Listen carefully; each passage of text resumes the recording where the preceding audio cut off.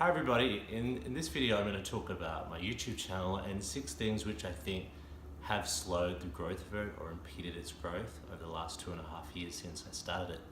I started the channel in April 2015 and since then I've gathered about 2,500 subscribers, and that's a decent number, but I've noticed there are plenty of other channels that have hundreds of thousands, millions of followers and all of that, some that have just started pretty recently. So although I'm not really concerned about that, it has made me reflect on, okay, what am I doing and where are things going and how could I improve my own channel? So in this video, I'll talk about those factors which I think have slowed things down. So the first thing I'm going to talk about is the content of my channel. I have very mixed content. So I have a lot of videos in which I speak in Spanish. I have videos which are just about New York, in which I don't talk at all. I have a few videos in English, I have some videos of other countries, so it's a very mixed bag of things. And I think that lack of consistency, although for me it's an expression of my interest, it splits up my audience and it makes it very difficult to kind of target who my audience is or identify who my audience is, if that makes sense. And I think if I wanted to improve things, I'd probably have to rethink my content and how broad or limited I want it to be.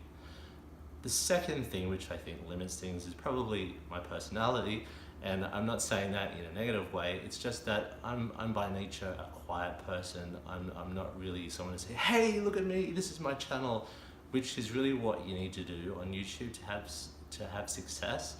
I'm much more reserved, much more quiet, and not really one to promote myself. So I think that probably makes it harder to promote my channel, but also it comes across in my videos because I'm not going to be one that's doing really, extreme or extravagant things.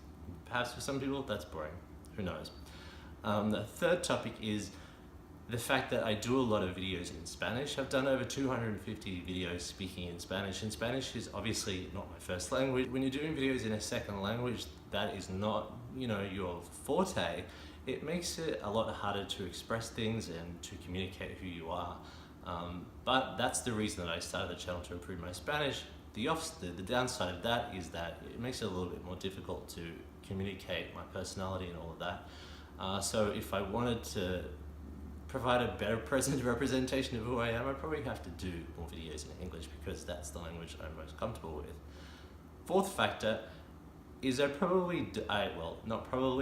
do limited outreach. So I have done hundreds of videos and I don't think in one I have asked people to like, comment or subscribe.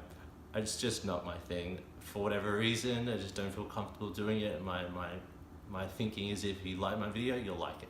If you like my channel, you subscribe to it. And me telling you to do it won't make any difference. Maybe that's wrong, but that's just the way I've always been. Having said that, I might ask people to comment about this particular video because I'm interested to hear what people have to say. The fifth thing, the presentation of my videos is probably very basic.